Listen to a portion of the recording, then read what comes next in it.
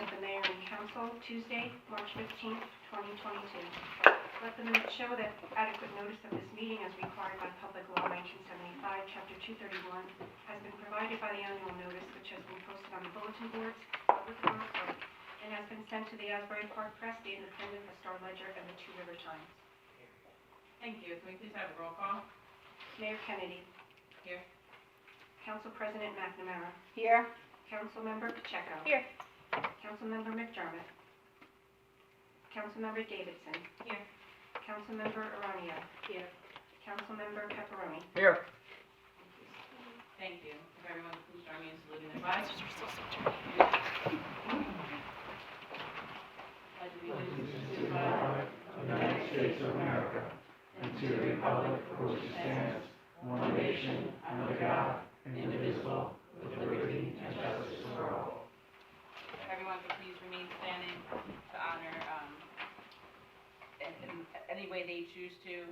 The circumstances right now are going on throughout the world. We'll have a moment of silence for that, and then we'll have a second one after that.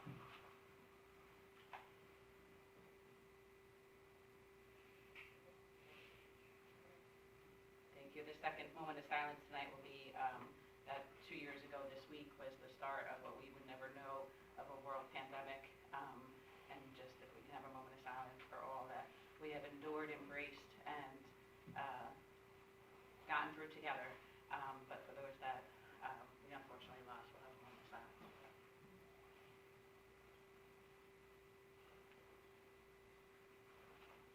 Thank you.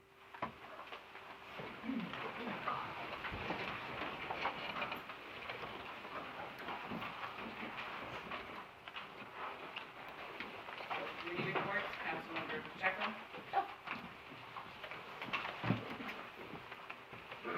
Hi, everybody. We'll start with the police. There were 1,031 calls for service. There's 42 case files and 10 total arrests this month.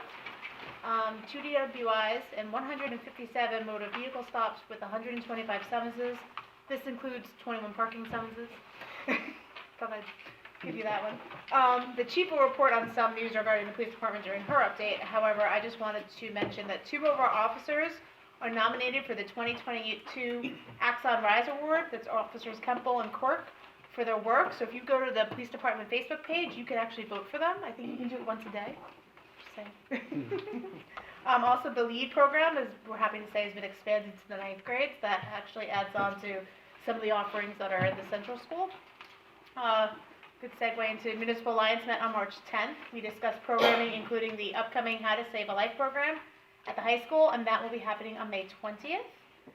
National Drug and Alcohol Awareness Facts Week will actually be next week, March 21st to 27th. We also discussed the Breathe Easy Smoke-Free campaign and the ability to get some free signage through the program. We also discussed the ongoing discussions with the coordinator candidates that were interviewed recently. And our next meeting will be on April 14th. The Harbor Commission met last night. The recommendation of the commission is to actually not prorate the kayak locker fees, which I'm sure we'll discuss during the agenda. We also spoke again about the shared services with Union Beach to clean beaches in town. Clean Ocean Action will actually be holding beach cleanups on April 9th and October 22nd. We discussed the firemen's bulkhead repairs and the need to restart communications with the owners of the fishery to try to coordinate the repairs, because if one's here and one's here, it really doesn't help. And we also discussed the announcement that we heard today about Congressman Pallone's announcement regarding the infrastructure money funding that's allotted for this. So hopefully we'll have discussions with moving forward for that. The Snapper contest is tentatively scheduled for August 13th, and that's pending conversations with other borough groups that might be holding events, and then obviously approval. And then for Jay, I just wanted to touch base about the kind of the punch list I sent you for DPW. I know there was like the slats, there was the banister. Don't remember. It everything works. Okay, thank you. That's it. Thank you. Councilwoman McDermott. Hi. Thank you, Mayor. So for environmental, regarding the beach sweeps, you do need to pre-register because they're still following COVID restrictions about head count. So please make sure you register before you do show up at our Cedar Street beaches. And also, that's part of the agenda, is a request to, working with the Environmental Commission. We updated the ordinance, and also working with legal and borough administrator, council. So that's some good news, that last time that ordinance was updated was 1993, when it was established. So, KVBC, regarding KVBC, there's several things in the agenda that are being looked at for consideration regarding events. At the last meeting, there was a plan, a roadmap for what we're doing this year regarding some of the music events, things like that, so I'm not gonna go into details since they're already in the agenda. And just note that, the other factor to that is, I know there's some different subcommittees are working on visual improvements, and also working on other subcommittees, such as marketing. And there's also a new grant that will also be put on the website once it becomes available. That's a partnership with the MPP, or with actually the Department of Community Affairs. And also KVBC acknowledges that we do want to, that KVBC wants to go ahead and partner with the MPP project to make sure it extends out to areas of regarding branding, signage, things like that, outside of the MPP zone to help support and brand Keyport. That's it. Thank you. Councilmember Davidson? Thank you, Mayor. Tonight for the numbers for the construction department, code enforcement, property maintenance, and fire bureau. UCC inspections total were 93, building department 18, electric 37, fire 10, mechanical 8, plumbing 20. Code enforcement inspections were 64. We had 28 rental inspections, 11 house sales, 10 code enforcement violations, 15 follow-up inspections. We had 0 summonses issued, 0 cases heard, 11 property maintenance complaints received, landlord registrations 2, zoning applications 16, zoning violations 2. From the fire bureau, we had 125 emergency notification forms completed in February, 137 in January. Fire bureau inspections, we had 36 in February, we had 9 in January, and we had 32 smoke detector inspections in total. Mayor, if it's possible, can I do a planning board update at the next meeting? Because we have a few meetings in between. And that is all I have for this evening. Thank you. Councilmember McNamara? Thank you. As recently mentioned with recreation, movie nights will be back, so there'll be 6 movies this summer. There'll be every other week, and there'll also be one again for the trunk or treat. To add on to that, I attended the recent American Legion meeting with the mayor right across the street to introduce myself and discuss the idea of having one or more of their members conduct flag etiquette sessions before the movies begin. So they are interested in doing that, so we'll get more information out. April 3rd, the Easter Bunny's on fire trucks after 2 o'clock, so wave, and they're going to be riding around to remind you that the following weekend, the 10th, is the Easter egg hunt. So that'll be down at the waterfront here. Senior Center, nothing new to report. Green Team, exploring some of the past efforts. I got a resident inquiry about rain barrels, and I know we had done that many years ago. So gonna see if there's any opportunity to get involved in that again, or any kind of composter situations. Usually you can get them discounted and do them to residents. Cannabis, the application information is on the borough website. The subcommittee met to work on details and forms relating to that process. And then I attended a lovely 8 to 2 p.m. Saturday session on budgeting for elected officials through the League of Municipalities this past Saturday. And that's it. Thank you. Councilmember Radio? Thank you. For finance and grants, we've not had our finance meeting. We're having it tomorrow.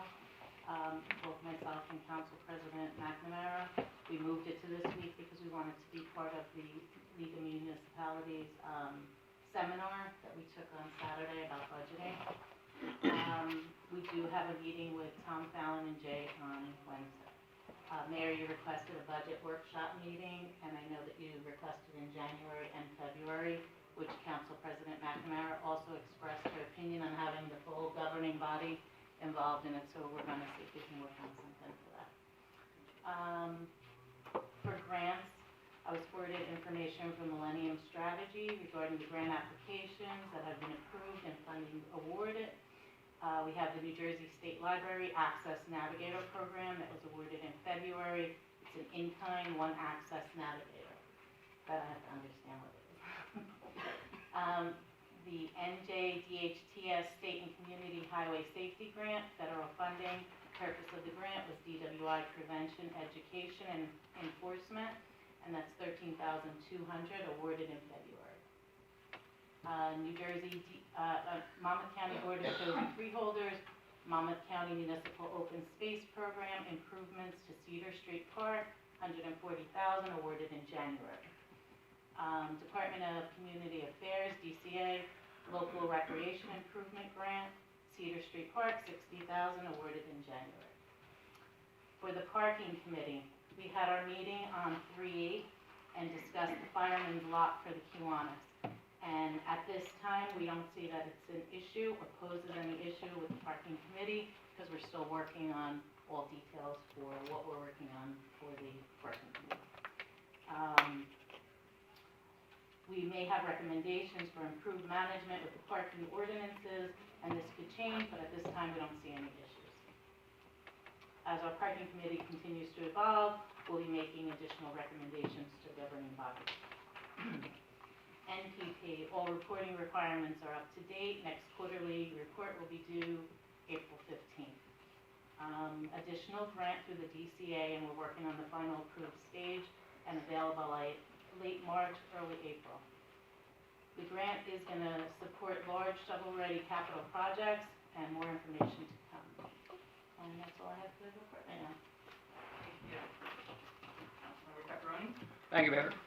So for fire, we have budget meeting set up for next week. For first aid, we have a budget meeting set up for tomorrow.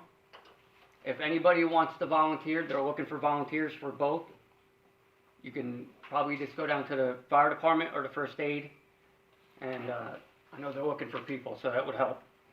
For Board of Health, if you haven't done your dog license, please reach out to Donna.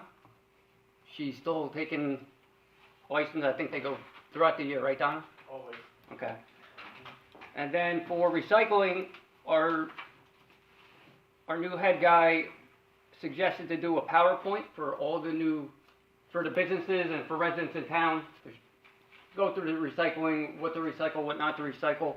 He said he could set that up for us and maybe do something in the school for the kids. I don't know how up to date they are at the school. That'd probably be helpful. And that's it for me. Thank you. Thank you.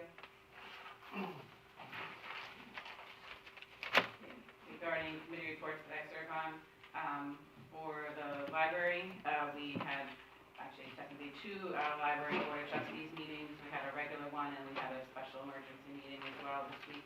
But just to piggyback off of what you were talking about for the Navigator Access Grant, that is a program that we'll have at the library from now through September. And the person will be there every Thursday to provide different resources for our community, whether it be someone that is inquiring on how they can find resources for additional computer training, or whether it's they need access to social worker needs. There's all different wide array. So I would definitely follow their social media pages because they're going to continue to put out announcements on what each week might focus on. But it doesn't have to be pertain to that. You can go in on appointment base, and there's a whole, so if you're looking for ways to seek different employment, they can guide you through different employment agencies or strategies on websites and so forth. So it is really a great resource for the community. And as you said, it's all being paid for through a grant that the library director applied for. We were, I think, one of 5 municipalities that were selected for it throughout the state. So that's exciting. In regards to the Cultural Civic Committee, we will be having a meeting soon. The Mayor's Wellness Campaign, we have a very exciting announcement. We applied last year, we were 2 points short from earning that certification. We reapplied this year after putting a lot more time into the application and making it more broad scope throughout the municipality. And we did find out at the end of last week that we have earned the 3rd tier of the Mayor's Wellness Campaign Initiative. Hopefully through that, we're going to be able to receive funding through some of their sponsors that provide money it's through the New Jersey Quality Healthcare Institute, and that's who sponsors this Mayor's Wellness Campaign. And then we can then apply to the sponsors that sponsor that program for funding. So we're hoping maybe we can even get some assistance with a public information officer, all the things that the governing body members are left doing because we don't have staff members to do it ourselves. So we're hoping for some of that funding to come forward, so that's exciting. So stay tuned for some program announcements with that. Another exciting announcement that was finalized today at about 2:30 when the president signed it into law was the borough is going to be receiving $450,000 in funding to put towards the raising and improvements of the borough bulkhead and fireman's park. So that officially tomorrow was a year-long process of submitting information. So thank you, Trevor and Jay. I know that was a very quick turnaround time that we had to give them a project that was already, I guess, dedicated or designated and engineered, studied. It did not pass the first couple times it went to the House, but it has passed the House and the Senate, and it was signed today by the President. So that's exciting. So those are the, the Veterans Committee meeting. We will be meeting next week. So, and then mayor's updates. I was on a virtual meeting with J.C. Keenal, Trevor, Jay, Council President McNamara, and Councilmember Davidson regarding a multi-million-dollar project regarding adding new lines throughout the municipality.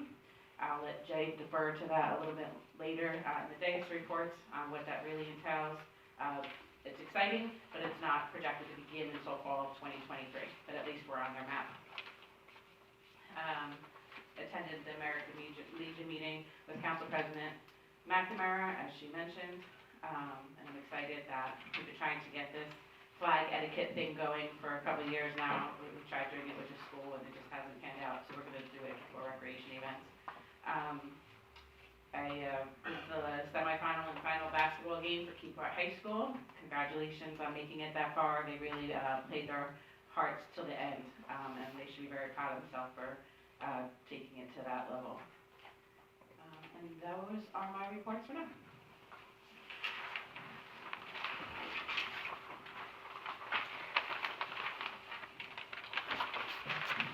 Any governing body members have anything they are requesting to be tabled or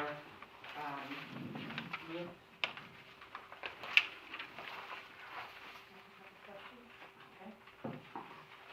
On resolution 2272. On resolution 2272, curious if everything has been finalized for that. We're ready to issue that final payment. I know we tabled it from last meeting. Yes, at the last meeting, there were some additional questions. Those have been reviewed. The engineer has inspected the site.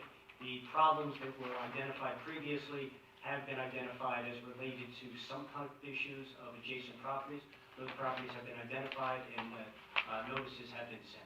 So I'll defer to the engineer, but I believe that he's satisfied that the work has been completed in accordance with the requirements. Yes, thanks, Mr. Delaney. I did go out there a few times since the first council meeting and took several photos of the properties. We did list those photos, so we do have those on record. In regards to 2296, just wondering how much is left in reserves? And are we recommending to push the budget hearing? And if we're pushing the budget hearing, does the amount of reserves, is that going to be affected at all? Well, let's start with, this resolution authorizes relatively small transfers in both our current fund as well as our water and sewer fund. These budget reserves are appropriations from last year, and these, again, small transfers are to cover bills that have come in since January 1st. So this is, it doesn't impact any of our available surplus from as of December 31 of last year. Again, this is really just a housekeeping in the current fund to transfer $8,100 from existing budget reserve accounts to others. And then on the utility side, the same idea, and the amount there is $13,600. So this is not any new spending. It does not impact our current available surplus, and will have no impact on our current year budget, current year being 2022. Thank you. If possible, I don't know, other council members agree, being it was tabled from the last meeting, I'd like to have communication number 1 set aside for discussion separately.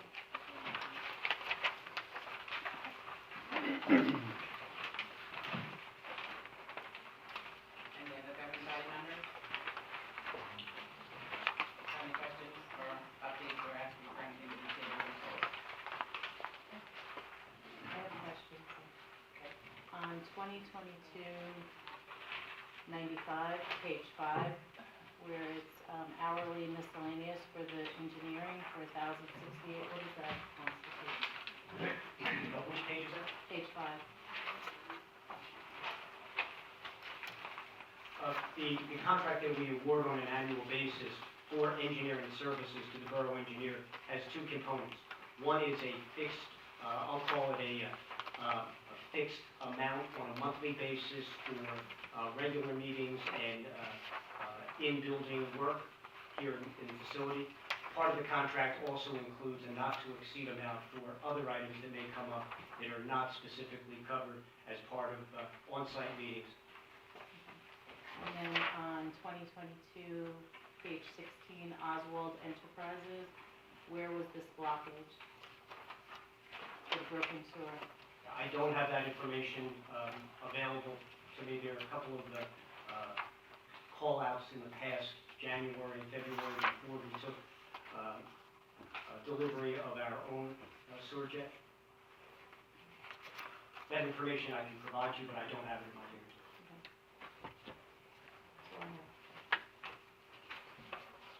Actually, I have 2 questions about permit bills also. Jay, you know, on page 2,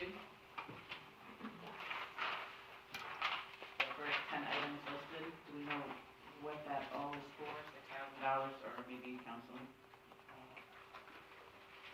From January 1st, so I'm not going to expect Councilman Pepperoni to know, but it's $6,000 worth of equipment for the fire department. Yes, first I would note that these are all coming from last year's budget.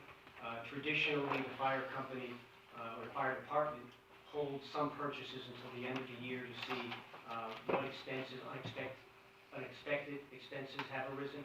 So these are routine, I call them routine replacement of small equipment that were held until late in the year. You note that these are all charged to last year's budget. And then my other question is on page 12. When we had the borough audit last year, it was mentioned that we were going to move forward in January with an online purchasing system that would help alleviate some of the issues. So I see that we went ahead and purchased paper copies of the purchase order vouchers.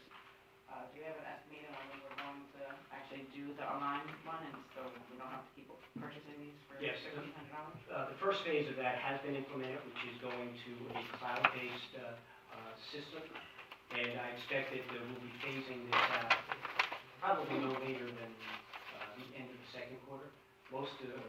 There are several departments that will continue to use the paper, but for the most part, that will be phased out.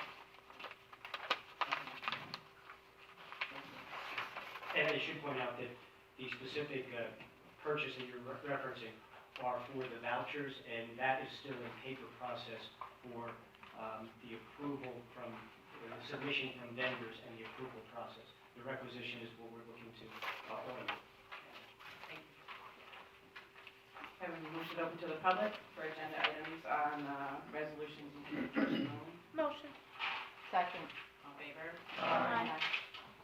This public portion is for items on the consent agenda only. Ms. Wallen?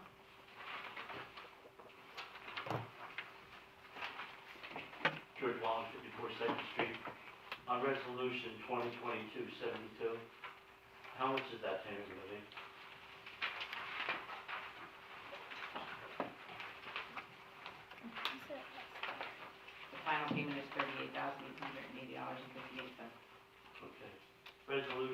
2022-94.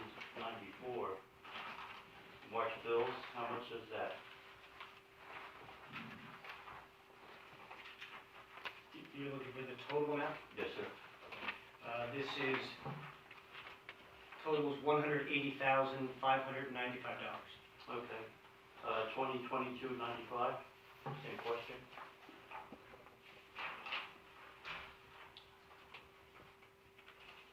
Total is $1,766,627. Okay. Or 2022-97. We're extending the contract for 2 years. Is there a cost increase? There is. How much? That increase, the current rate that takes us through the end of May of this year is $286,800. For the next year, it is $292,800. That's an increase of, I believe, $12,000. All right, thank you very much. Thank you. Any other members of the public?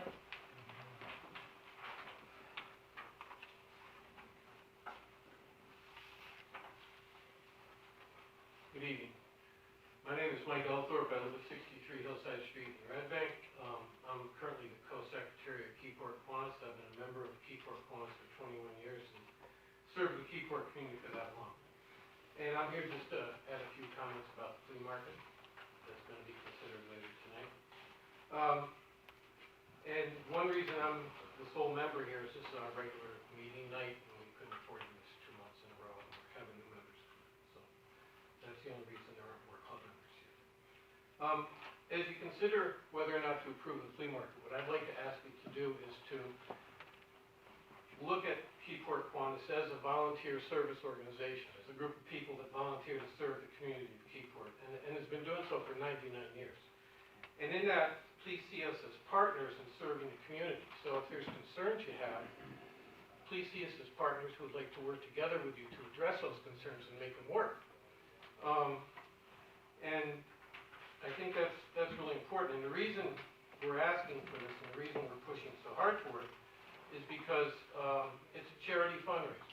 It raises money that we use to feed people, to clothe people, to take care of children, to give scholarships to people, to serve the community, to serve organizations like the Police Explorers and Keyport Fire and Keyport Recreation. So when we can't have the flea market, it cuts into our ability to do that. As I look at the communications by consent, of course, number one is ours, but one concern they had last time was that what if there's other things you want to schedule when the flea market would be in? And if you look at number two, it's an application to use that property on May 15th. Well, in the past, when there was something else that went on like the Fireman's Fair, that week we skipped the flea market, and the Fireman's Fair took place.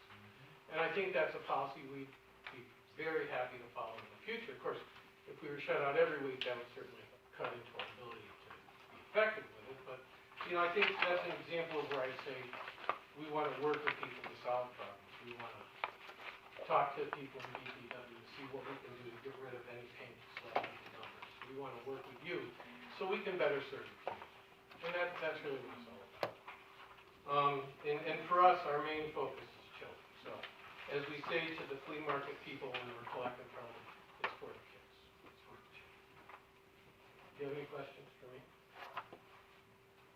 I'm just curious, I know the last meeting you had mentioned, or not you, but Gwen had mentioned that you guys had contacted like 8 other locations, and one of them was the school.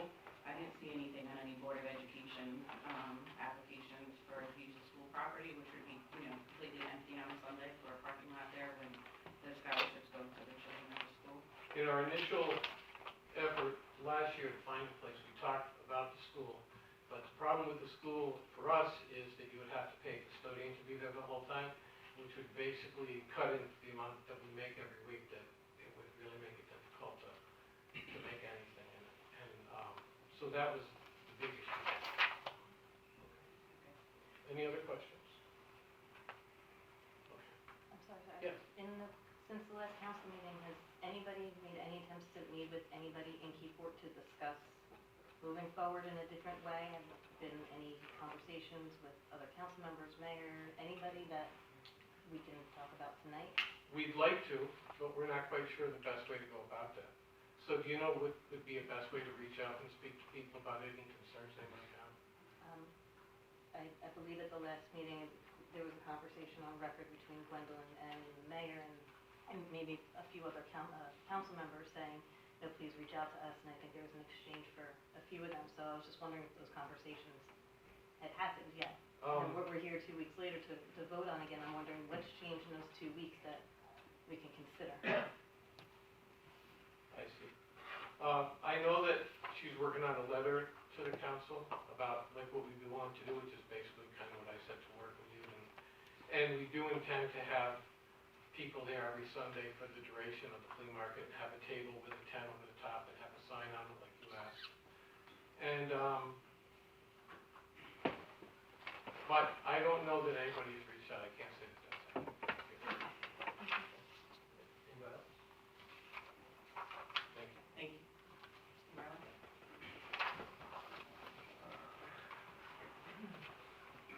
John Morella, 34 Broad Street. That was an excellent question, asking the Kiwanis if they've reached out to anyone. Let me ask the council, has any of the council members reached out to Kiwanis? Goes both ways in this world. Kiwanis had a fish fry, we could have all attended, could have took them on the side, saying, let me pick your brain. Kiwanis, I'm sure their numbers are on the letters that you got. I seen they were blacked out, so obviously you have that information. It's honestly, it's nitpicking. They were there 17 years. I never went during my time as being mayor and a council member, unless there was a problem. We addressed it. So now they're coming back asking, after a year off or 2 years off, to reconsider their application. That's all. You know what the issue is, and you know what they're after. They want to come back into Keyport. And I think we should look into what they want to do and how they want to do it. They sent paperwork in. The council has seen it. If there was any questions, you could have questioned the paperwork. I seen the letter tonight. I read it. So it goes both ways. Mayor, regarding Resolution 2297, Jay, you said that was an extension of the contract? Yes, and if I may, just, I may not have been clear in response to Mr. Wallen's question. It's, the extension is a 2-year, and it goes up $12,000 over the 2-year period. It's a $6,000 increase for the next year from current, and then it increases an additional $6,000 in the final year. Okay. And 22-103, the Public Works, as a part-timer. Last week we had a full-time position on there. Yeah, this is a seasonal position. So are we hiring a full-timer? We expect to be doing that at our next meeting. Okay. We've done interviews in the last week. Okay. Thank you very much. Mr. Morella, just to piggyback off of what you mentioned though, in regards to contacting them, I did say at the last meeting that I had had conversations with the prior two presidents for 3 years in a row, in which Gwen was not familiar with. So I went on record and asked her if she wanted me to go over that with her. I would definitely be willing to meet with her if she wanted to reach out to me. I did not hear from her. So to answer your question, no, I was not contacted. But I can tell you that there's been countless times that I did meet with the Kiwanis about the issues. The fact that I was on council as well and offered possible solutions. We met in the conference room here. This goes back to the previous administrator being here. The compromise was 2 years ago that we would put a licensing agreement together because of the rules that were continually being broken. And then, as you know, the first week of that license agreement. So there has been conversations multiple times. And, you know, I also find it interesting because I know last year after it was voted down, you had told me personally that you 100% agreed with it not being on borough property. So. I don't remember that. So, you know, it's not just, I would like to say that, okay, they may follow the rules now because it may be a different executive board, but the previous executive boards have talked about other things as well, as far as their fundraisers, like you mentioned, the fish fry, and we've talked to them years in the past as well about not putting the signs on public right-of-way, which is against zoning ordinances, and we went again this year and did that as well. They're not alone. Everybody does it. And we've been Banged on telephone poles, yard sales. Okay. Sure. So, but they're not allowed to, and we've been keeping Right. that up over the last 3 years, in code enforcement and zoning. So, and they've been spoken to, so you're asking, has there been dialogue, and I'm just letting you know that there has been continuous dialogue. I meant within the last couple of weeks, not the last couple of years. And I offered to have that. Okay, So, that's fine. okay.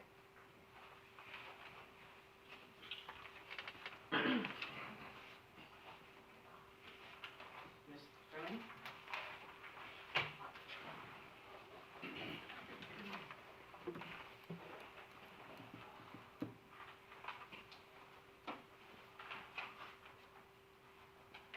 Michael Lane, 51 First Street, Keyport. Good evening, Mayor, members of council. I just wonder why you guys aren't sitting up on the dais. It's a challenge. Just to add a little bit to the discussion on the Kiwanis. I read their letter. They do a lot for the borough. The parking committee has said it's not an issue. I asked the council to step up and make this happen. There was strong feedback from the residents in Keyport that they enjoyed the flea market. I enjoy walking through it and looking at it. And so I asked you, this can't be like a war. Come to the table. Set a date. Can we set a date today? Can we set a date tonight? Honest people, when are you available? When? I'm retired. Mr. Ling, right now. You're not a member of the Quantum, so do you have anything on the consent agenda otherwise? I do. But that is time on the agenda. Regarding,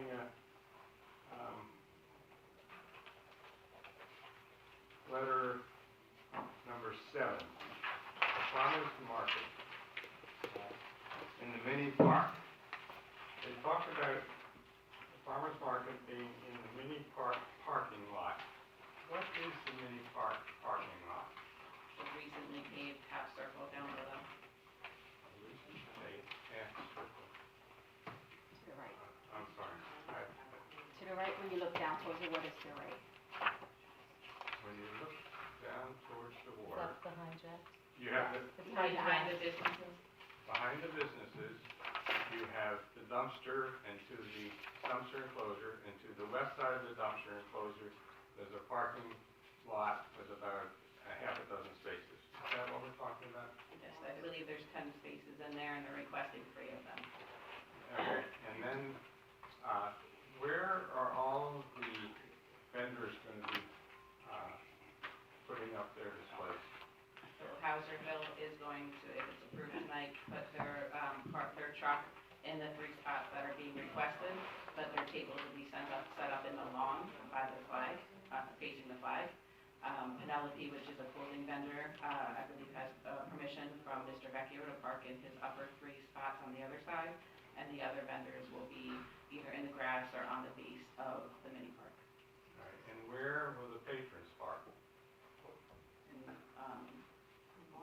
American Legion lots, the pocket lots or the large lot. Are there gonna be police down there so the patrons don't pull up along the curb? I mean, the delivery people pull up along the curb, and it's a real challenge to get safely down American Legion. Has the police department looked at this plan? And aren't there gonna be police down there to make sure that people are not parking on American Legion Drive to go to this flea market? One advantage of where it was. This is a farmer's market, just so Farmer's market, I'm sorry. You're right, farmer's market. How are you gonna keep people from pulling up next to the curb, hopping out of their curb, and going over to get their vegetables? I know that the farmer's market, when it was back in Fireman's Lot, I wouldn't see more than 10 cars there at a time, so between the 5 spaces next to the Brousse, which are 4 or 5 of them, and the 10 that are gonna be remaining in the other lot, that's 15 spaces right there, and then you have an entire parking lot across the street, so I don't know that, it was never a drive-up farmer's market. Farmer's Park, I went to the farmer's market multiple times. You park in a parking space. That's right, we Right. drove right up And they 10 parked in feet. a parking space. 10 feet from where the food was. You got out and walked 10 feet. And they'll be able to do that as well. Has the police department looked at this plan Yes. and they've okayed it? So just like anything else, if there is an issue, we have our patrols on, and if there's an issue when we got it started, just like the school zone, in the beginning, we police it a little more to help people understand the rule. Eventually, they get what they're supposed to do, and people do conform and learn. So it'll be transitional, and we'll respond accordingly. But we're prepared to do what we need to do to make it work. At where the vendor has his hot dogs and food by the boat ramp, we've needed to install no parking signs, or no stopping signs, right? Are we gonna install no stopping, no parking signs along the street? You're gonna have to address that to the borough. If that's the borough's pleasure, that's what, I can't install. I'm addressing it to council. Have you thought about this? You have, Isn't it not marked yellow? That's clearly understood. If it's marked yellow, it's no parking zone. I'm not We sure. can do a review and see if we can. Yeah, we'll look at assign it. I mean, just for clarification, the reason I was moved was so that way it's closer to the downtown area, then people can visit the stores and things like that. That was the intention why KBBC decided to move it out of Farmers Lot, to just kind of bring it a little bit more centered into town. That was More it. activity.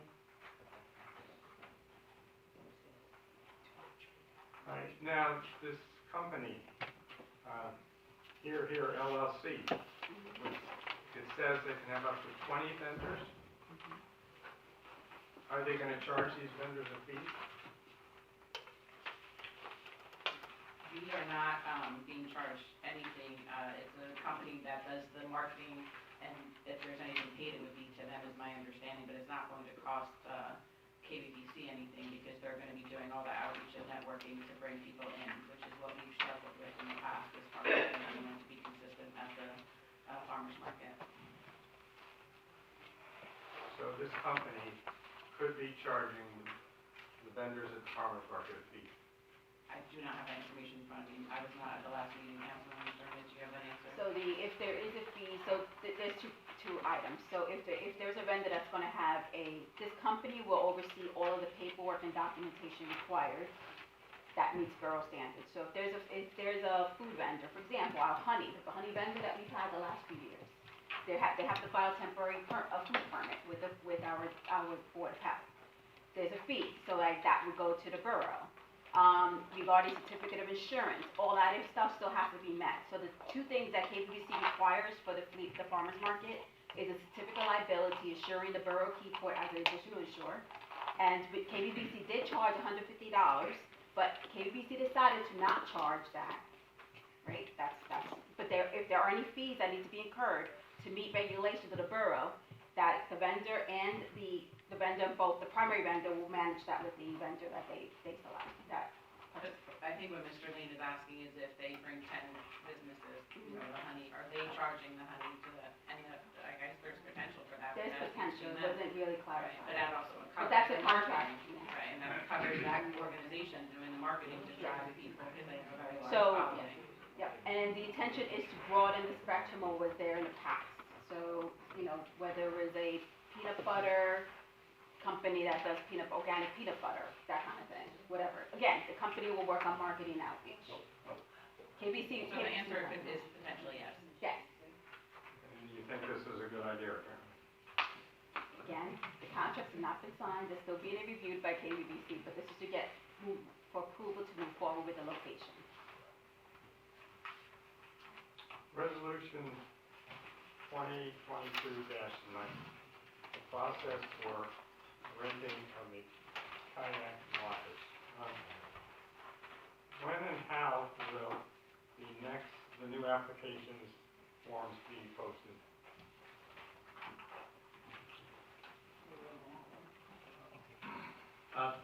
Notice of the availability will be posted on the borough's website as well as Facebook. They will also be sent to those that are currently, have rental units.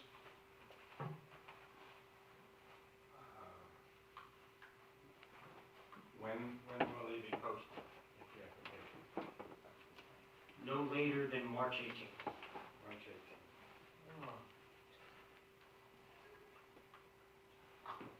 And when will the cutoff date be for replying to the posting? I think it's March 20th. March 28th. April 28th. When will we know how many vacancies there are? March 28th. So our residents will be putting applications in, and we don't even know if there'll be any vacancies.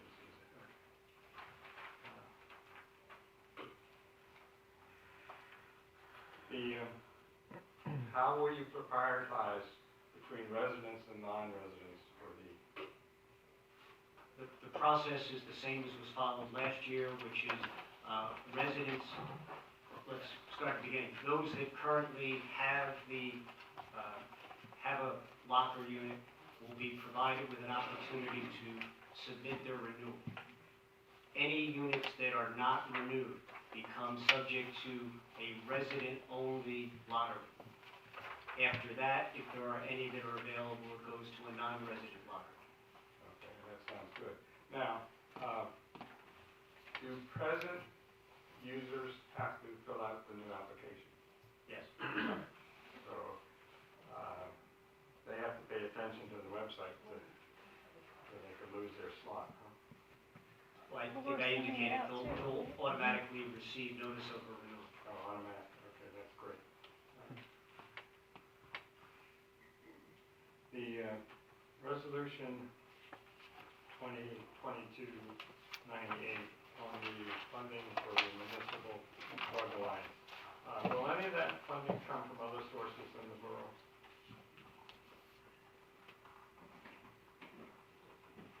Yes, this is a state grant administered through the county. The amount of the grant is just over $8,700.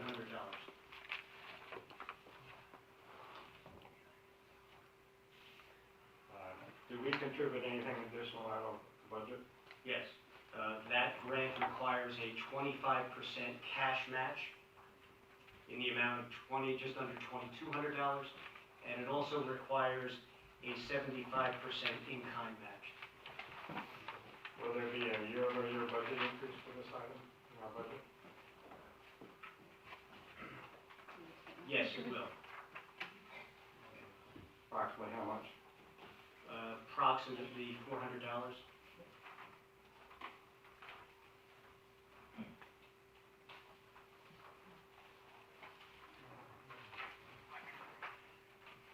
Resolution 2022-102. What's the dates for the municipal budget? The proposed dates, April 19th for introduction, April 19th for introduction, and May 17th for adoption. Thank you.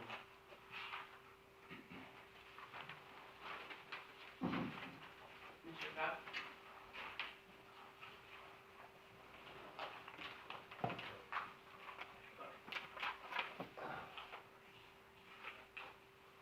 Jack Straub, 235 Main Street. So communication, so I'm clear, communication one has been pulled for a separate vote, is that correct?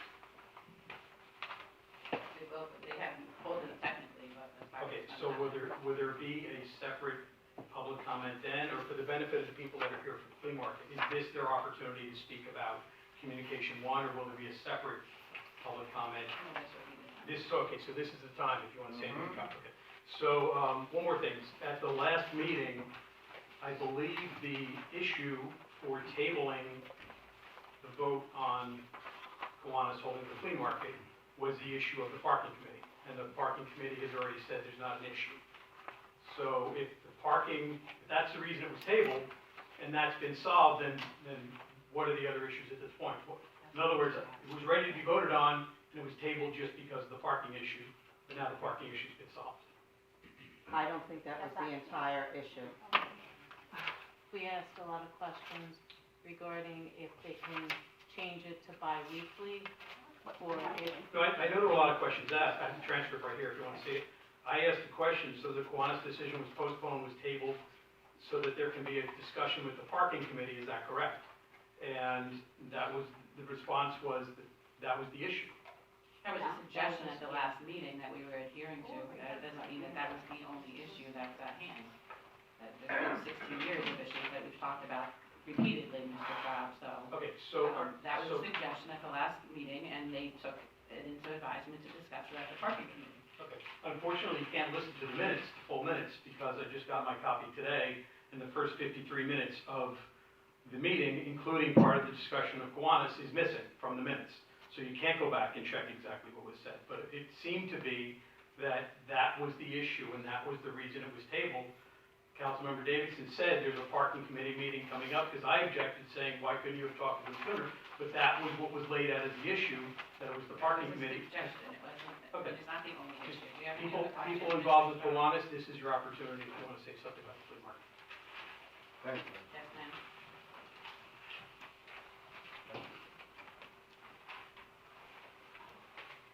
Hi, my name is Vicky, and I live in Newton Beach.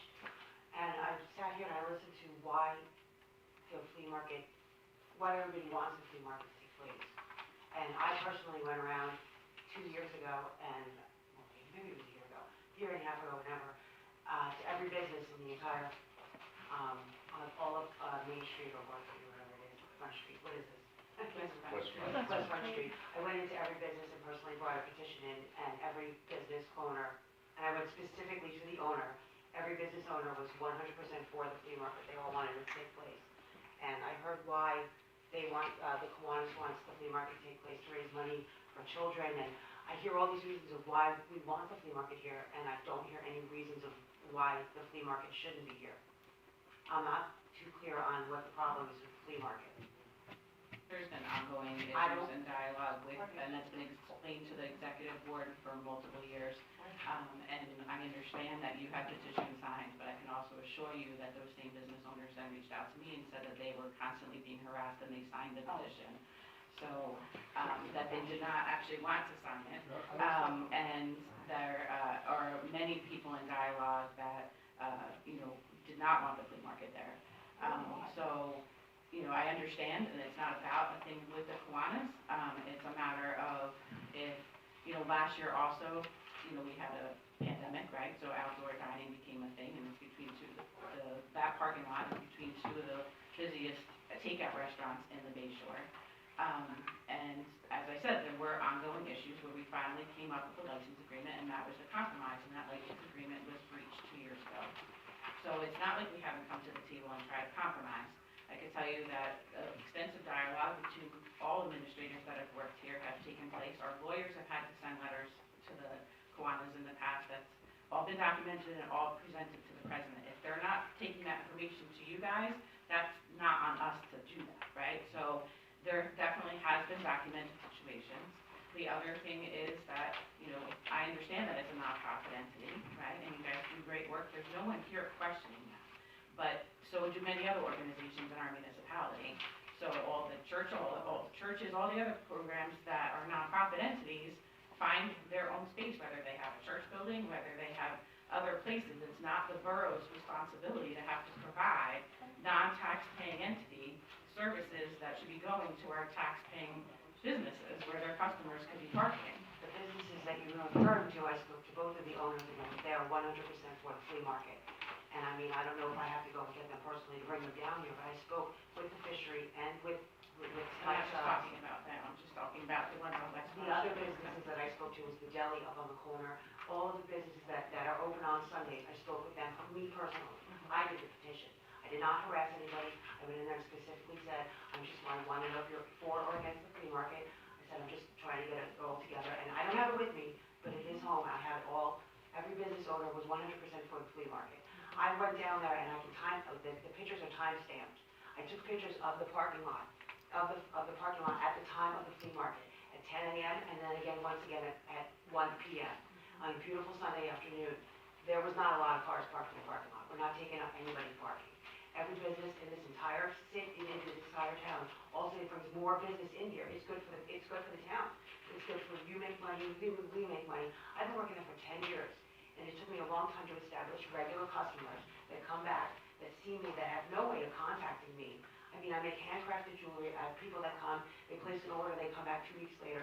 I established regular customers. I did very well for myself, and it really cut into my personal situation, like severely. If we just pick up and move somewhere else, that all those people that live in the senior citizens home, they look forward to coming every day, every Sunday. I don't understand. We tell you why we should do it. Nobody's explaining to me why they're against it so much.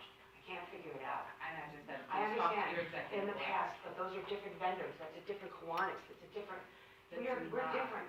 We're not. I don't know who violated. I was told pick up your garbage. I go around with a stick and I pick up every single cigarette that I find. At the end of the day, I was told don't come before 7 a.m. We don't go before 7 a.m. I was told don't stay after 4 p.m. Everything that we've been asked to do, we complied with. The only thing we didn't do was find somewhere else to go. It's the only thing that you're saying we have not complied with. It's finding another location. I'm gonna defer you to the executive board of the Kiwanis, because they have all the documentation. Okay, someone needs to explain it, 'cause I don't get it. Is it possible for me to speak again?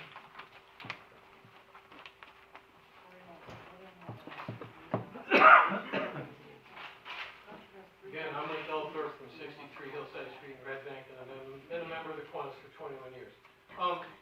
When I opened my remarks, I really tried to make the point that we're, like you, servants of the community, and that we exist to serve the community, and I hope you would see us as partners working together. And it just seems to me like this is a very adversarial discussion. And that's exactly what we're trying not to have. We don't want to be adversaries to anybody. We want to help kids.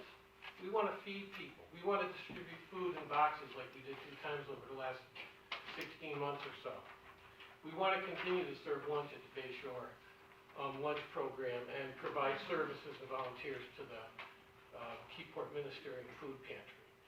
We want to continue to give scholarships to kids. It doesn't come totally from the flea market. The flea market allows us to give them some more, because we have money put aside for that. We're not your adversaries. We're willing to work with you. You're right. I don't think anybody's talked to you since the last meeting, and I apologize for that. But going forward, I'll meet with you tomorrow, the next day. Like I said, I'm retired, but the only thing I do is help out over at the food pantry and the lunch program. So I'm more than glad to meet with anybody. More than glad to solve the problems, not accentuate them. And I have to be honest with you, I've been the secretary for the last 4 years. I have not seen a letter from a lawyer. Maybe it went to a different person, but I haven't seen one. I just haven't. So I don't know. But we're willing to work with the town and with the board to make this happen so that we can better serve the Bay Shore and Keyport community. That's really what we're here for. And it shouldn't be adversarial. It should be cooperative, and we should all be working together. And we should have contacted you in the last month. I have no excuses, okay? I apologize. But like I said, more than happy to talk to you anytime this week. Thanks. You want George Wallen or me? Doesn't matter. George, you want to go again? George had a chance, Sure. so I'll let you go first. Hey everybody, my name's George Street, 13 Loving Road, Hazlet, New Jersey. I also have a business here in town at 13 West Front Street in Family Treasures. And I also happen to be one of the people with the flea market. It was handed to me on top of the petitions that we submitted the last time, which I know you guys have the names, everything else. This was just given to me today. It was signed today by Paul over at the fishery and by Keith down at the Keyport, the fishery, and Mike's Up Shop. I had it reversed. If we have a parking issue, these 2 businesses that benefit from that parking lot in particular have absolutely no problem. So if I have to submit this to somebody, I can. They don't have an issue with it. So let's leave the parking alone. If there is a problem with cleaning, if there's a problem with people staying late, whatever the issue might be, it can be it could be adjusted, it could be looked at and said, okay, listen, one person messes up, you guys are done. You know, but to hurt, and I've got at least a dozen people here from the market that we went out on Facebook and said we could use your support and things like that. It is our livelihood. You know, and people do miss us. People really miss us. They what happened? And, you know, and like I said, whatever the differences in the past could be, those are the differences in the past. Let's work on this, let's get it together. If it is bi-monthly, which I heard mentioned a couple of times, then I think we could work bi-monthly. I don't see why anybody here would, why? Because it's, okay, now I'm gonna argue with one of my people. Because it's a bone that they are giving us the opportunity. Sir, this is for you, a chance for you to speak to the governing body, not this audience. Okay? Thank you. Oh, thank you. Oh, one last thing. And, I am a troublemaker. We have a gun shop? We have a gun shop in Keyport. I don't know how many people know this. We have a gun shop. The sign outside says, protect your family, protect yourself, Keyport Gun Shop. We're a flea market dealing with people and seniors and kids and, you know, but we got a gun shop. I just saw the sign tonight. That's fresh on my mind. Thank you. Thank you. The gun shop. Yeah. Go ahead, George, sorry. George Walling, 54 Second Street. My two daughters were active with the Kiwanis. They were involved with the Circle K. In the audience, please stop talking. Please take your conversations outside.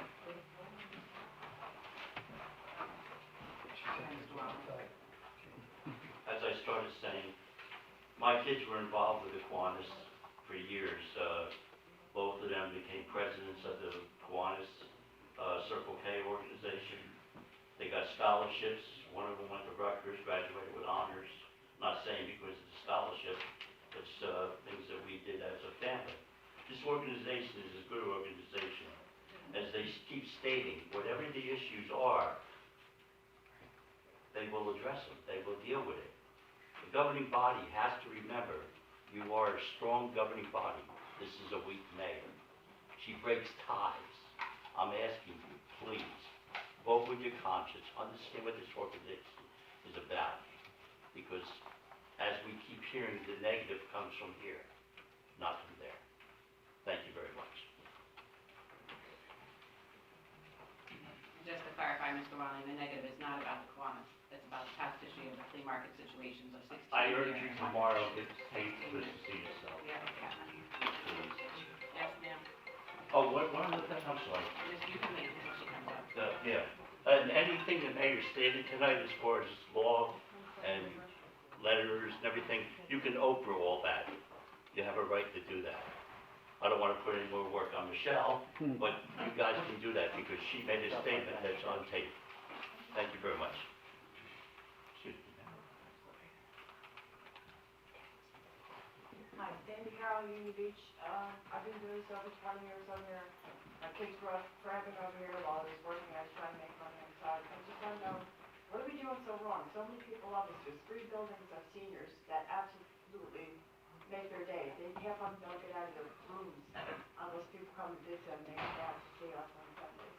I just wanted to know what we're doing so bad. That's all. Thank you. Anyone else from the public? Mr. Vecchio?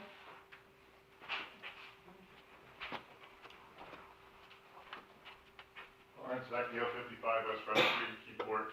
I'm really embarrassed that these poor people have to be here tonight. You should be ashamed of yourself and this board. And if you don't approve this, everyone here is responsible for that action. Got it? This is a sin that we're even in this conversation. This is an example of the do-nothing administration. People that work in this town can't do anything because they're in the cover-your-ass mode. Okay? Because everybody's looking over their shoulder. Please don't curse. Okay? And I'm just telling you, I'm tired of it. You got a town here that you cost the town $220,000. The governor, the attorney, and the business administrator. Mr. Vecchio, stick to the point. That's one of the things on the resolution tonight. The Business Alliance too. I don't even talk about that because the Attorney General and the Department of Community Affairs will deal with that later on, or the next administration. But as far as this, you're costing the town money, first of all, from the 220,000 I know of, We're talking about Kiwanis, we're talking about agenda items right now. that's an agenda item. It is not. Well, you're costing the town money, you should be worried about taking care of taxpayers and lowering taxes and taking care of the services and not harming organizations like this. That's exactly what my suggestion is. Thank you. Mr. Ron. Just to follow up. Jay, that, resolution regarding the, municipal alliance grant, did that require us to have a municipal coordinator? It does. Do we have one? We do not. This is for the period starting 2023, July 1. so we need one then. Exactly, and these funds will provide funding for that. I believe Member Pacheco said they just concluded interviews, correct? We did interviews, we have Someone some said- candidates. Yeah, I can say that. We did the interviews, what was it, maybe 2-3 weeks ago now? 3 weeks? Okay, sorry. It's all blending together. About 3 weeks ago now, I think we have 2 very viable candidates, and I think we were just waiting on funding. Oh. So we can't hire somebody without Right. paying them. Right, okay, and the last thing was the issue of the Kiwanis flea market. There is a memorandum of understanding though, right? They have to supply a certificate of insurance, I seen something in there, the letter, but I wasn't sure if that was new or old. Because it did say they had to give a $500 bond. That was the license agreement that was provided in the year of 2020 because of all the previous issues. So it was our one-time compromise of coming together with I think it's 7-page licensing Yeah. agreement. And that's where the $500, which I don't believe has been released back to them because of the breach of contract. That's what I was gonna say, so did we utilize that money to I clean? believe it's still holding, correct? Yeah, that's my understanding. Okay.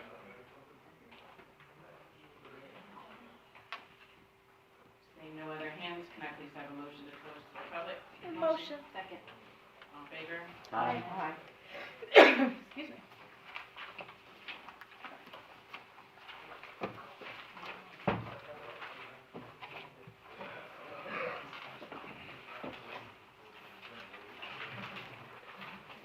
It's the pleasure of the governing body, unless there's any more commentary, if there is a motion to approve 2022-72 through 2022-103. Motion. Second. Have a roll call, please, Michelle.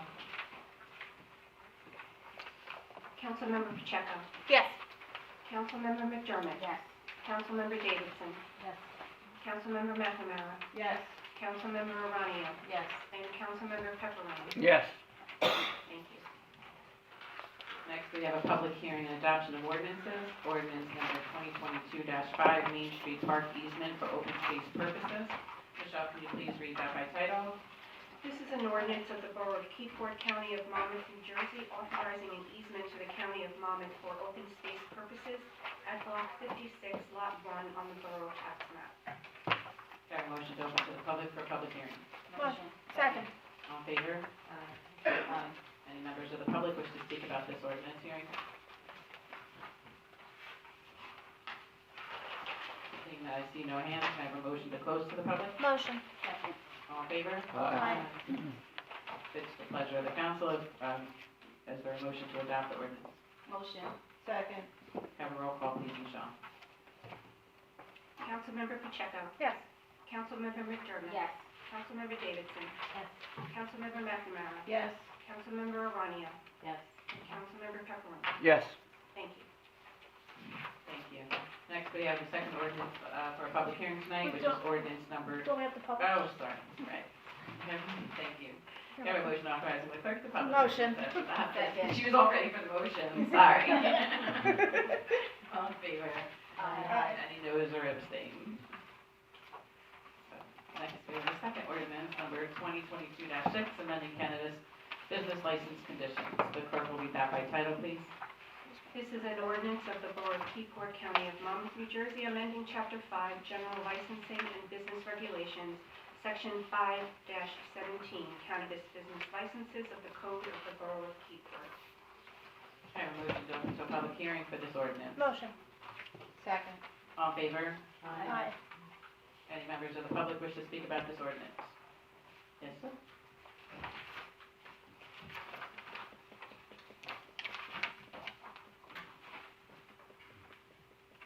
Freehand, 249 Division Street. I know I talked to you in the past, okay?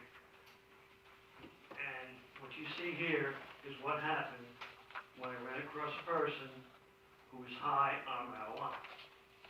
Alright? I was a law enforcement officer for over 25 years, okay? You guys gotta do what you wanna do because you're looking at the money, alright? Where are you gonna put these things? And how many licenses are you gonna issue?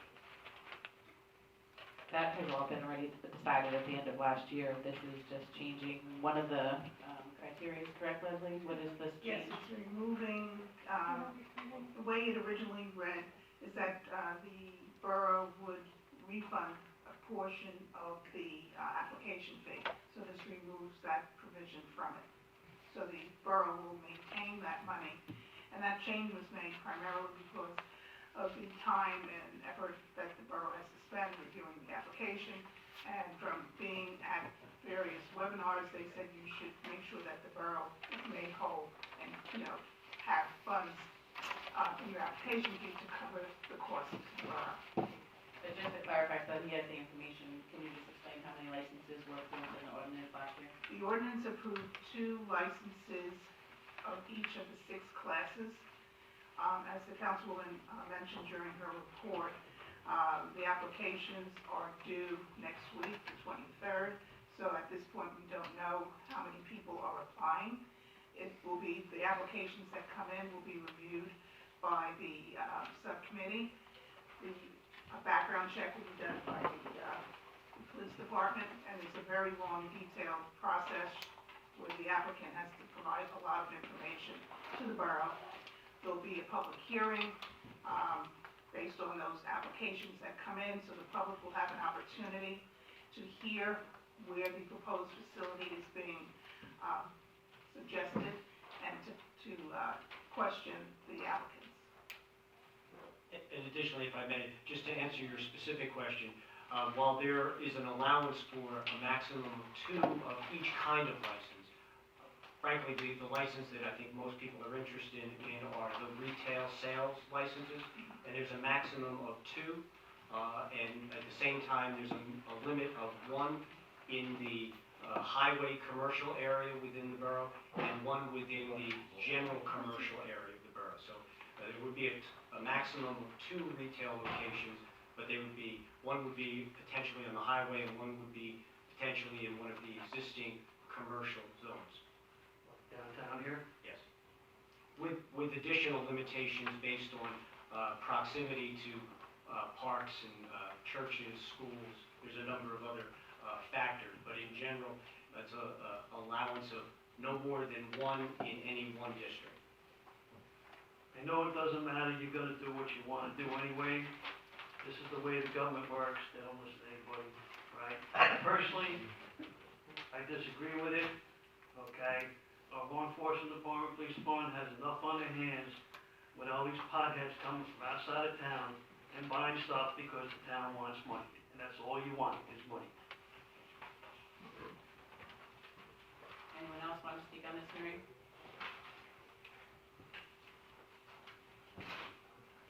Have a motion to close to the public.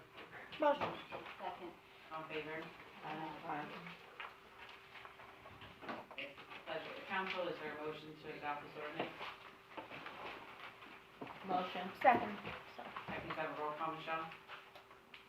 Councilmember Pacheco. Yes. Councilmember McDermott. Yes. Councilmember Davidson. Yes. Councilmember McNamara. Yes. Councilmember Aranio. Yes.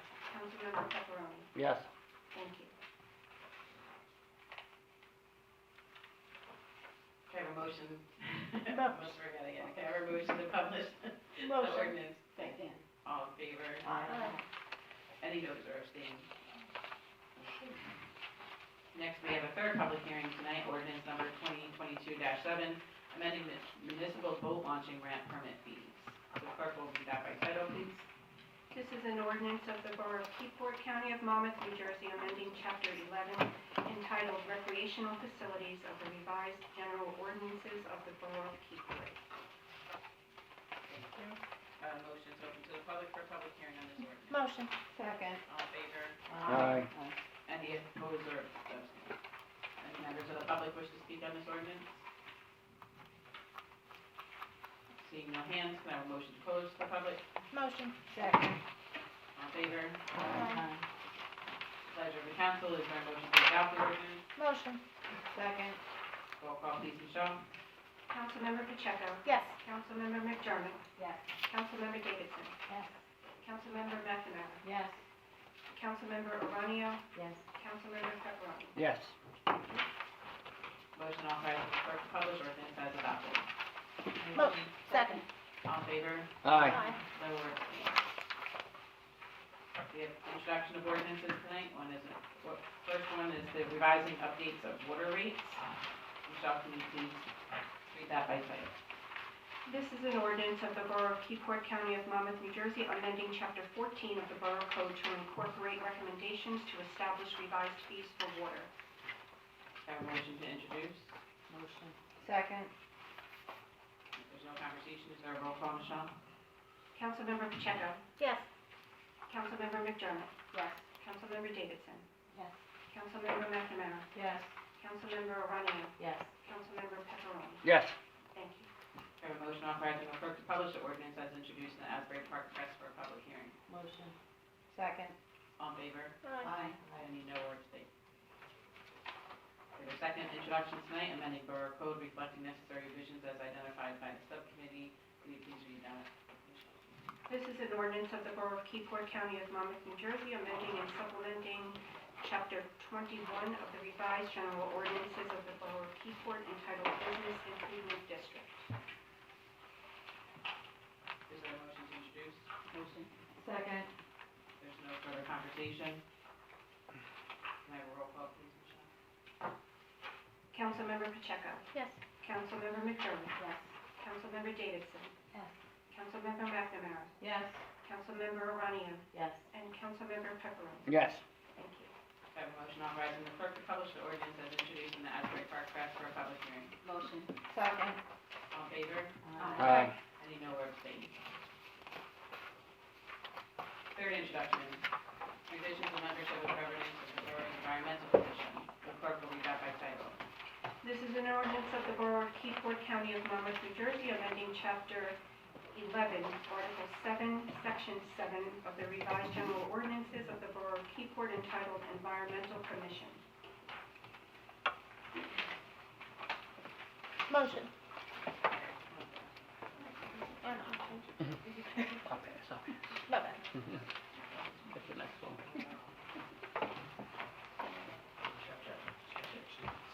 Sorry, can we just reread that as Chapter 2, not Chapter 11? This is an ordinance of the Borough of Keyport, County of Monmouth, New Jersey, amending Chapter 2, Article 7, Section 7 of the revised general ordinances of the Borough of Keyport entitled Environmental Commission. Is there a motion to Motion. introduce? Is there a second? If there's no further discussion from the dais, is there a roll call, please, Michelle? Councilmember Pacheco. Yes. Councilmember McDermott. Yes. Councilmember Davidson. Councilmember McNamara. Yes. Councilmember Aranio. Yes. And Councilmember Pepperoni. Yes. Thank you. Is there a motion authorizing the clerk to publish the ordinance as introduced in the Asbury Park Press for a public hearing? Motion. Second. All in favor? Aye. Any noes or abstains? Okay, earlier there was a request to table number 1, first ever consideration. Just for number 8, the date for the nights, the Car Stars and Blues, was potentially going to be August 11th. But my point is, we don't know the final date in August, because it's subject to ensuring that we don't have any flood issues or along at American Regis, we have to close West Front Street. So I don't know if we want to just note that we have to still prove that one separately, since that it would require thorough review. So to that point, on the application, that one was not included because the 3 that were listed did not require road closures for the Frank Sinatra night, the Tina Turner night. south of, yeah. The South Summit, thank you. Those on the application did not require, road closures. The one for the one in August had a proposed in conversation in the KVDC meeting of a potential date. Then we found out today that that date is not available, so the, date that was moved up for that would be, August 11th, right, which would be right after Fireman's Fair. I don't know if the rides would be gone by then, because sometimes there's an agreement with the ride company that they could stay. So I also, part of the application for anyone using borough property is, especially when there's a road closure request, is they have to submit, tide schedules, moving forward. So, Melissa, the Vice President of KVDC, did do the time slots, time slots, but not the height of the tide. So I did look those up today. Trevor, can you just explain when we're looking at the tide chart, what is the tide height that closes off American Legion Drive? So I did look at the topographic map that we have on file, and the elevation of the grade in the parking lot, right when you turn into the parking lot, is elevation 3.5. And within the roadway, right along the bend, as you head south, it's elevation 4. So once you hit about elevation 4, water starts to come through American Legion Drive. And at full moon, super high tide, usually it's like 5.5 plus or minus. So we're probably looking at about 18 inches of water in American Legion Drive at full high tide. I'm not sure what tide it is, but could be anywhere from 1 inch to 18 inches of water in the road. Okay, so a couple of points on the items for communication for KVDC.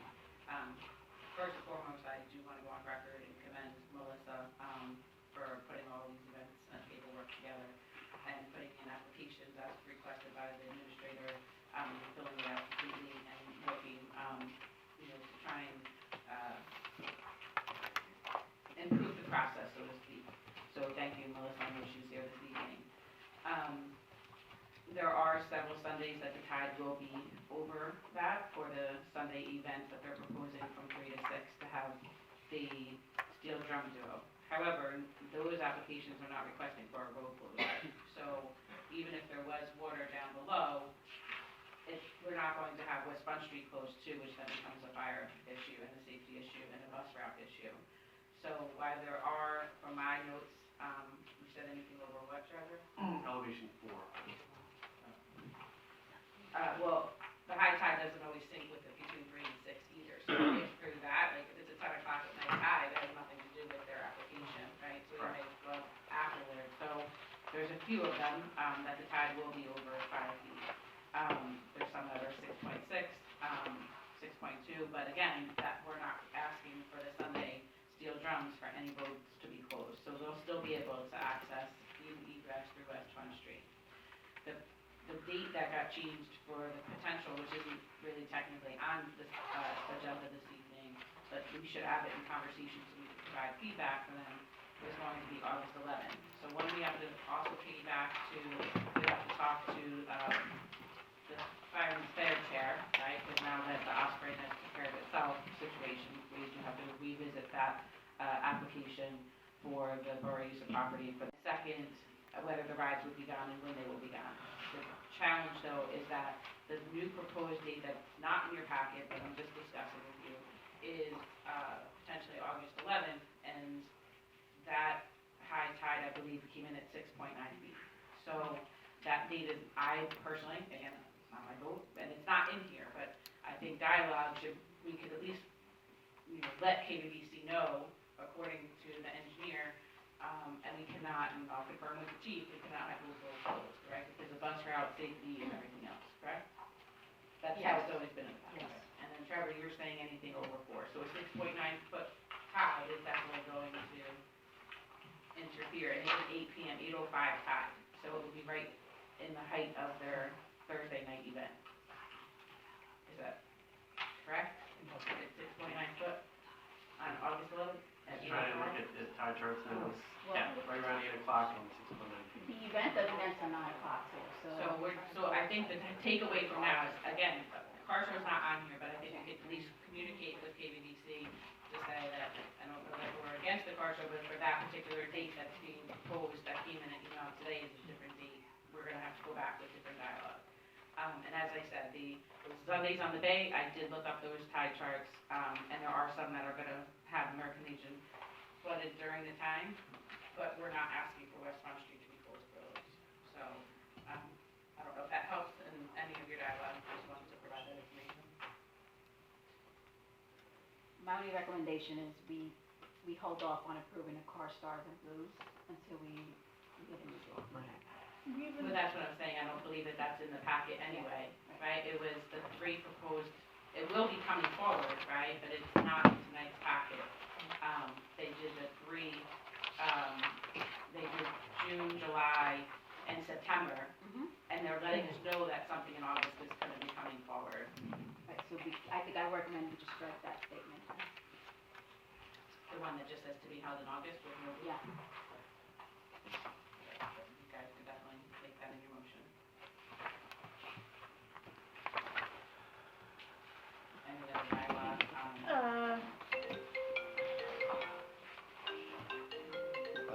I guess on the KBC So- stuff, or? I do have a question for Leslie. So if we approve this for August, if it does say that we approve this to be held in August, then we're locking in that they have to have it in August, right? KBBC has to have it in August. no application. No, I know, but I'm just, it's a So, I statement. mean, I see your point, so when whoever motions, just take off that 5 words, and then when they, put that in.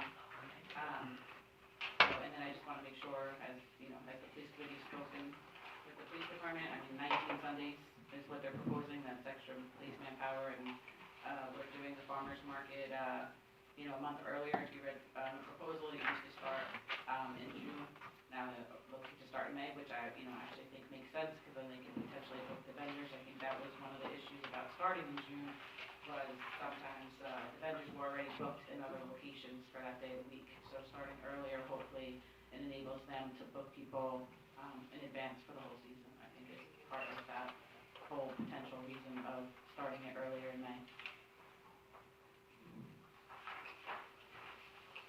And then Jay, have you reviewed any of these? Is there anything, as far as DPW? I will say that I don't know that it was officially voted on or not at the KBC meeting. As I said, I wasn't there, but there was conversation that they're willing to hire someone to, clean the mini park on Thursdays and Sundays after the events, but I don't know if that goes against any union contract. Yeah, we haven't seen anything that appears to be out of normal, other than the frequency of these. So, at this point, there's no objection. Okay, and then the 3 nights that they have the bigger shows, they're requesting a driver for the skipper to bring the seniors from the 2 high-rises down. Yeah, that's a new request, and that has not been reviewed through the senior center. Okay. So, but I don't know that I think, can we just, pending that approval of the skipper, and all, all that kind of stuff, I don't think we should hold up approving anything over about. Yeah, again, I don't think that that's an essential component to approving the date and the use of the facility. That's really a separate issue that we'll address through the availability of a driver. There are other sort of logistics there. Okay. I was just gonna say, I'm happy to hear that we're having a conversation about borough entities and the use of, the police, the DPW, the skipper, apparently. Just because I think that we just, in general, need to start taking that into account going forward. And maybe there's synergy between the police commission or the DPW that can happen. I also have a question too. With the amount of events that we're doing for the KBC, are we gonna need additional police force on all of these, and are they budgeted in for this year? Any event, what the process that we're pushing going forward is to set it through Michelle, and then she sets it out to us to be reviewed. Any event with a large gathering, we like to make sure that the general public has our presence. So yes, anything that has a large gathering, we definitely need additional manpower on, or officers on, maybe a crossing guard, depend on what the event is and how we need to accommodate. Each one is different, but all of them, even the ones that aren't obvious police needed, maybe, but they do need a presence, and people need crossing, people need, definitely our presence in a large gathering. So we'll have to put it within the budget for this year then? If we approve it. I mean, there was conversation, it was supposed to be at the beginning of this year, but being, that did not get done. There was conversation of, proposing the hourly rate for any borough use of the property for both administration purposes and, DPW and police. So that is not done by ordinance yet, so. Right, and again, Mayor, in general, the request is primarily related to the use of the facility as well as, there are certain, both physical requirements that need to be met. But at the end of the day, as these programs move forward, if there's a determination that there are police requirements, that's something that the project sponsor or activity sponsor will be made aware of, and they'll have to accommodate those costs. Thank you.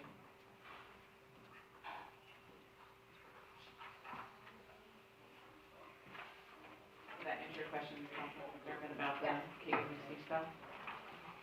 So, Do you need a order? so do we wanna make a motion for 2 through 9? You want me to make that motion? And then we'll vote separately for 1? That's fine with me, don't forget, the motion has to include about the skipper and about the striking of the line of how all gets to number 8. I make a motion to put communications to. Can you speak up, please, because I can't hear you. Sorry. Make a motion to approve communications 2 through 8 with the stipulation that the options for the skipper be reviewed by the borough for consideration and whether that request can be met. And for number 8, to strike the night of Cars, Stars, and Blues to be held in August with the new date to be submitted for next meeting. And are you also adding in number 9 to receive and file? And adding number 9 to receive and file. So there's a motion, is there a second? Second. Have a roll call, please, Michelle. Councilmember Pacheco. Yes. Councilmember McDermott. Yes. Councilmember Davidson. Yes. Councilmember McNamara. Yes. Councilmember Arania. Yes. Councilmember Caproni. Yes. Thank you. Is there a motion for item number 1? Motion to approve item number 1? Is there a second? Second. Roll call, please.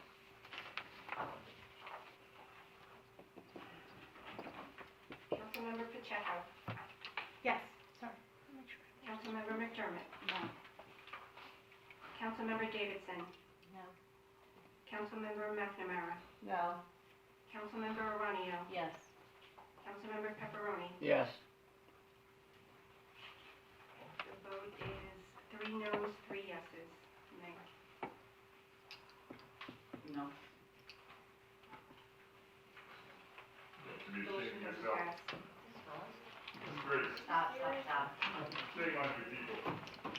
See your donations to the kids.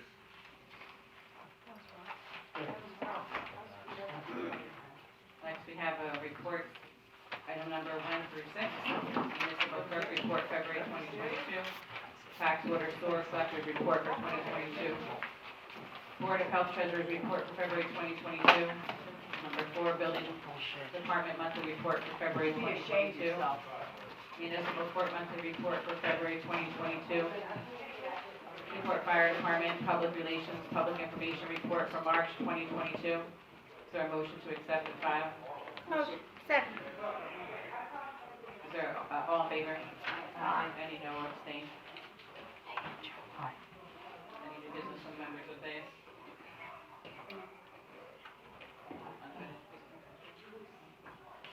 All right, we will, proceed with Deus updates. Michelle, do you have anything?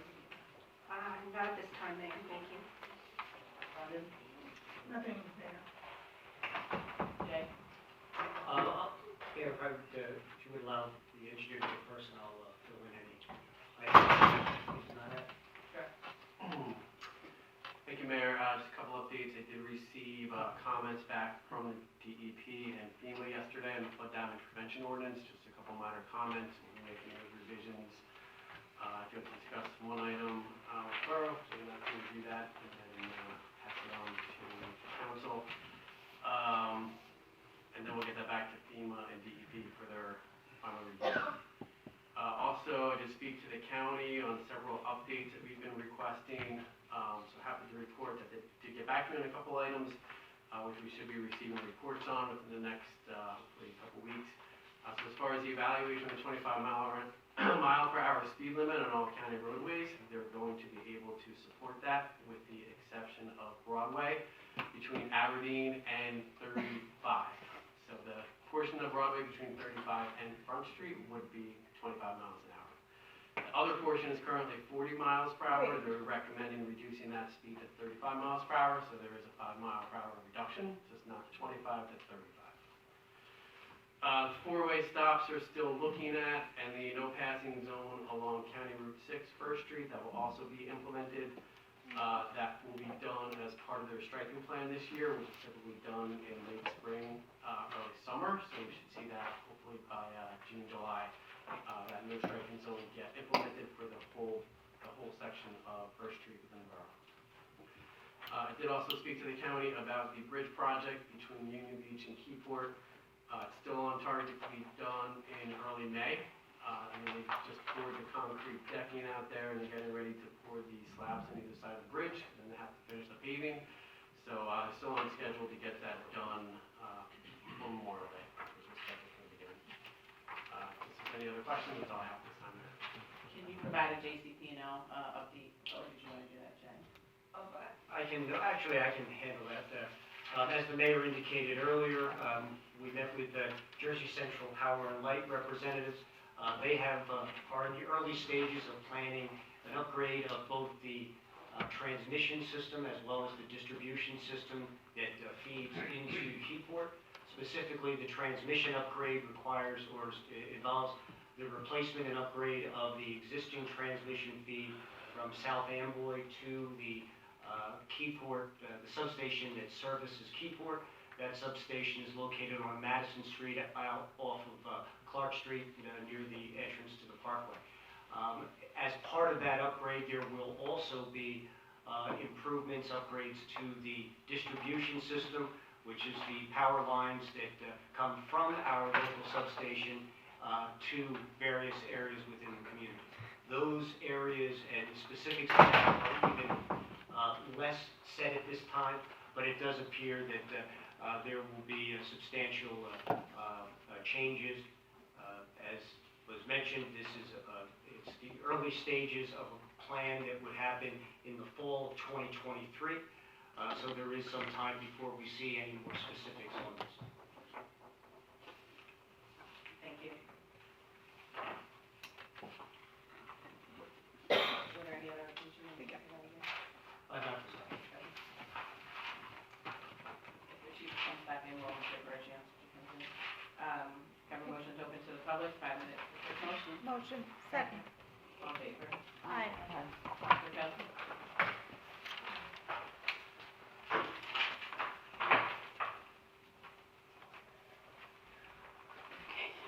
Andrew Kelsey, 29 St. Peter's Place.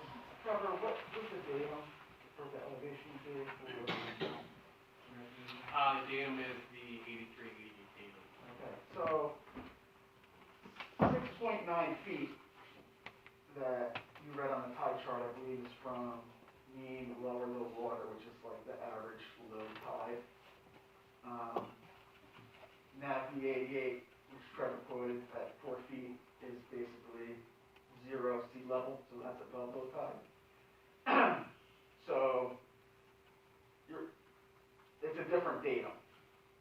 So you have to do some math with the 6.9, because it's probably not going to be over the 4 feet, he said. So I'm just looking at the tide chart Yeah. for August 11th. It's 6 point. I understand what you're saying. It is a full moon that night, so a lot of the high tides are around 4.95. This is at 6.9, so we are looking at a substantially higher elevation for that specific day. But yeah, I don't know, Yeah, what, I think you probably have to take about 2.5 feet off of there and see what it is, I mean, I'd have to dig that information up, but. We didn't have an application before us tonight anyway, it was just dialogue. So, Yeah. you know, we will talk with KBDC to see when we can have that. I just wanna let you know that the 6.9 and 4 aren't directly comparable, you gotta Okay, work out some math, make sure they're on the same reference point. okay, That's great, all. thank you for that. Mr. Becky? Lawrence Vecchio, 55 West Front Street. First, I'd like to tell you that disgusted by the people who voted against that for the Kiwanis. You should be ashamed of yourselves, and I've lost any respect at it, whatever I have left for you. I'm really appalled by the whole theme of this organization. You look at our minutes or our agendas and compare them to any other town. We are the do-nothing town. Got it? Look at them. Just take it as an example and look at your agenda compared to any neighboring town. I heard you before worrying about police and public works, and I think that's a great comment, and there should be some fee for that down the line. But if you're really worried about your budget, you should think about why you lost $220,000 last week based on a call by people who represent our town that aren't even elected officials, okay? Not only did we lose $220,000, we probably lost $500,000 and growing a year because you should have bought that property. So now you're a tenant of a new buyer in town on a property that you're going to be paying increased rents for over the next couple of years. When are you going to wake up and run this like a town? That's the problem with this, okay? You guys do nothing. Tell me the last grant we got, Mr. Business Administrator. I mean, it's a joke. The last business administrator can't say it publicly, but he left for this same reason, okay? And it's a disgrace. And when are you going to get this town, and hopefully the next administration will see a turnaround. I guess you weren't here earlier when we announced that today we got a $450,000 grant. Somebody had to get it to you, because we didn't apply for half the ones Mike asked us about. So we've already checked it, and I'll give you a whole list of all the ones we didn't get. Anyone else from the public? Mr. Wallace? George Wallington, 42nd Street. At the last council meeting, after the meeting, I had a conversation with the chief and Trevor in regards to a no left turn sign down at the end of 2nd Street. Where are we at with that? Jay? Jay, is it just a missing sign or is it a new sign? No, there is a. I didn't have the conversation with them. I had it with the chief as far as it's an issue that we're. Okay, and they would report it to Mr. Delaney, so I'm asking, is it something that we have to have in place or is it just a missing sign? I have no idea what Mr. Long is referring to. That's my point. Which is, right, probably shouldn't be speaking to the professionals, and you should be talking to the, people that do call every day anyway. The question is addressed to these two, and you shouldn't be speaking to me, so. Excuse me, you don't get to decide who you get to speak to. I address who is going to be spoken to and answered. Trevor? He doesn't need to answer, Mr. Walling. We'll look into it further and let that be known next meeting. You are Sam. Thank you. Any other members of the public? Mr. Lane?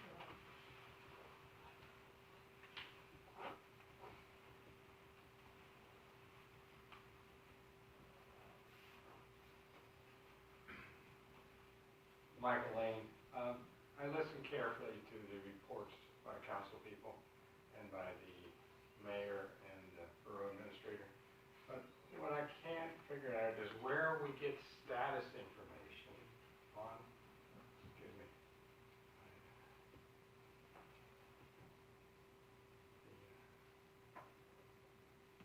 Can't read with the glasses on, and all my print is font 25 or larger. Where do we get status information on things like the Aero Marine, landfill, status information on the erosion at the Aero Marine and the bulkheading, status information on reviewing the inconsistencies in the land use requirements relative to the parking. Where do we get status information on fixing the construction office process so we don't end up with COs being granted when there are multiple conditions not met? This was a hot topic at the last planning board meeting. The members of the planning board could not understand how that could happen. where we're gonna get status information on that being fixed? We did get some status information tonight on, I think I heard we're gonna get 25-mile-an-hour speed limits on First Street, but when are we gonna get the signage? And I was disappointed to hear that the four-way stop is not a committed item yet. And not only status information for residents, but status information for members of the council who are managing this town. The utility poles, cleanup of all the loose wires hanging down. A couple council people walked down First Street with me. Just the amount of disconnects and garbage cables hanging down. Status information on the sustainability of our power poles with the girdles, and in multiple cases, poles sistered together. And where is that status information? We used to have a status report every month where all the open items were listed. Multiple times it says no action, no report. But generally, you knew that there was somebody looking at all the items, somebody was realizing that there's a lot of items that haven't been closed. Another example is the ownership of lots 20 and 21 in the Fireman's Park area. These things just fade away. Is that how we manage this town? We just let it slide, fade away? When are you going to require a status report listing all the open items? I urge you to take action. Mr. Merlo?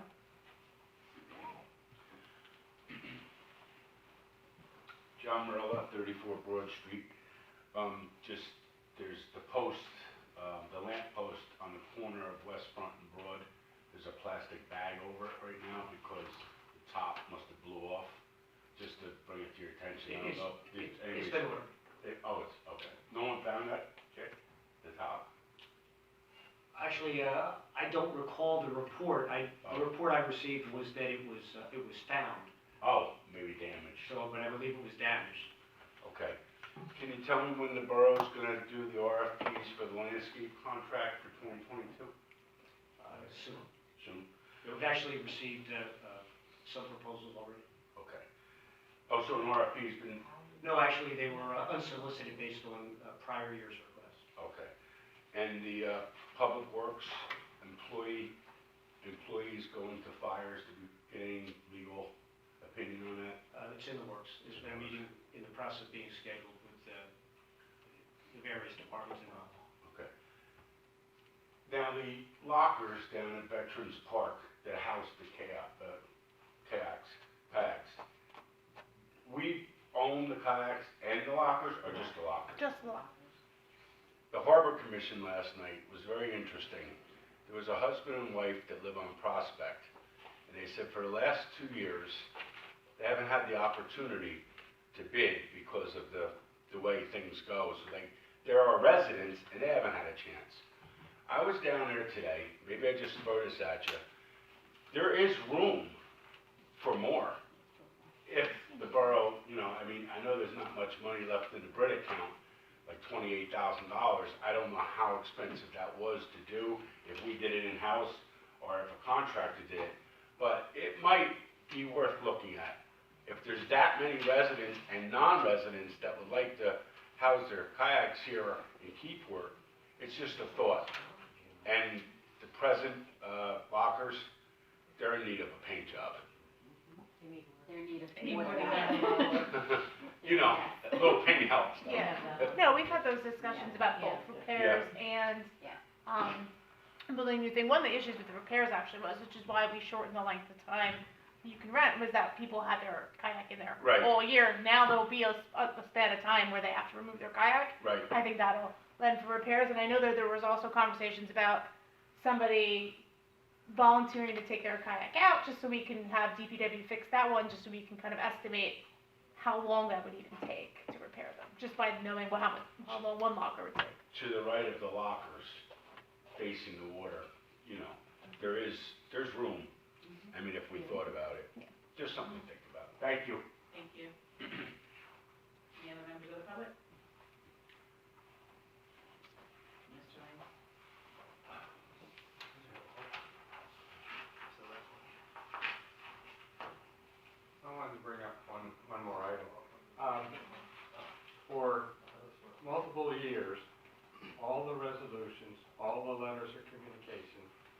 posted on the borough website prior to the meetings.